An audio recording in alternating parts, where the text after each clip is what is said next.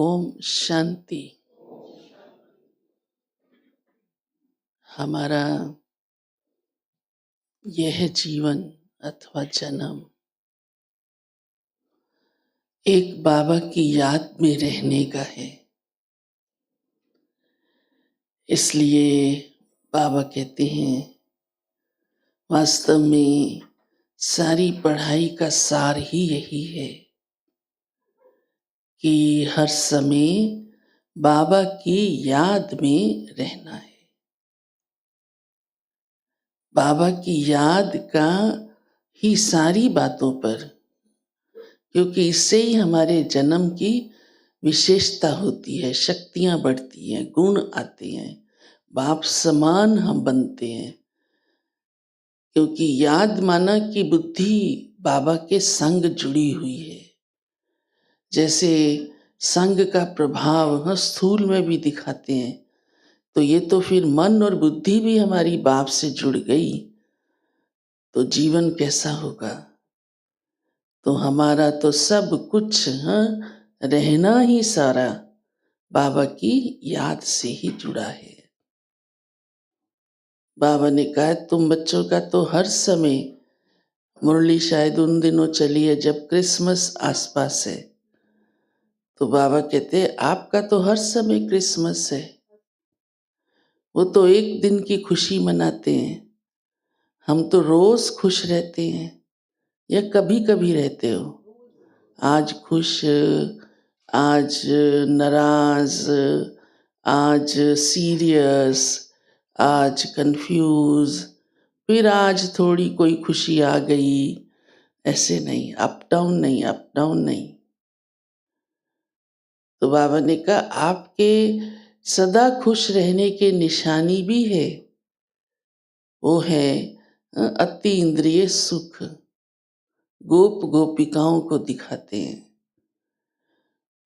गोपियों को तो यादगार में भी दिखाते हैं कि वो कृष्ण की मस्ती में ही चल रही है, खा रही है, पति को भी देख रही है तो उसी मस्ती से देख रही है।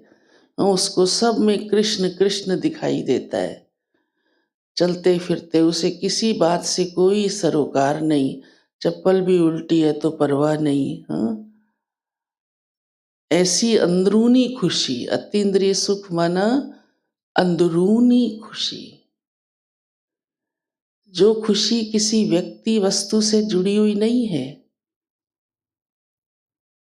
बाबा की याद से आती है। जो किसी वस्तु व्यक्ति से जुड़ी होती है ना, वो उसी घड़ी रहती है, फिर देखो तो वही हालत।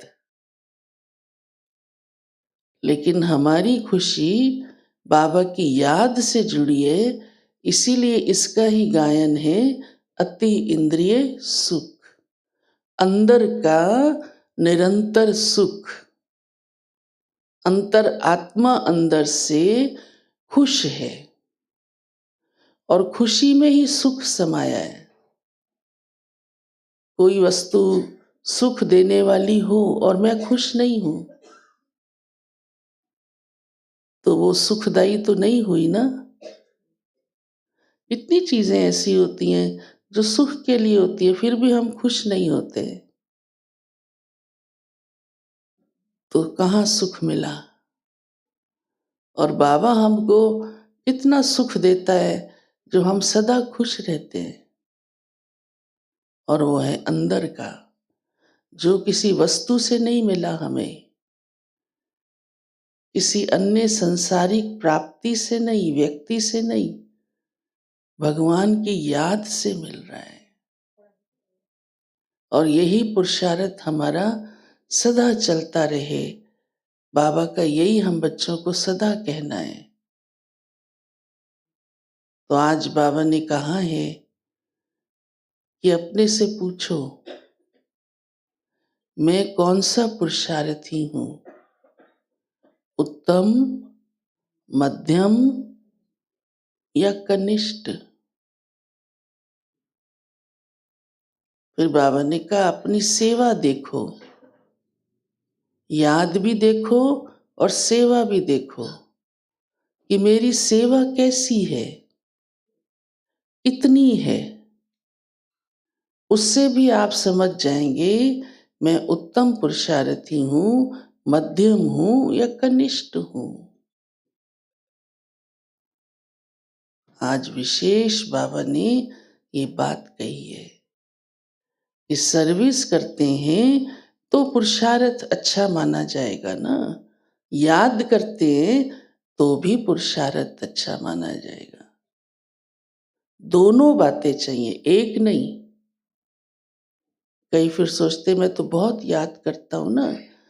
वास्तव में याद का प्रमाण जैसे खुशी है वैसे सेवा भी है। याद वाला सेवा के बिना नहीं रह सकता। उसके अंदर हमेशा लहर आएगी, क्योंकि बाप का बच्चा हो ना, बाप का नाम वाला करना है। याद माना ही क्या, बाबा से प्यार माना ही क्या। तो इसलिए बाबा ने कहा ये देखो मैं कितनी सर्विस करती हूं। तो कहेंगे ये कौन सा पुरुषार्थी है, हाँ? उत्तम मध्यम, खुद को देखो।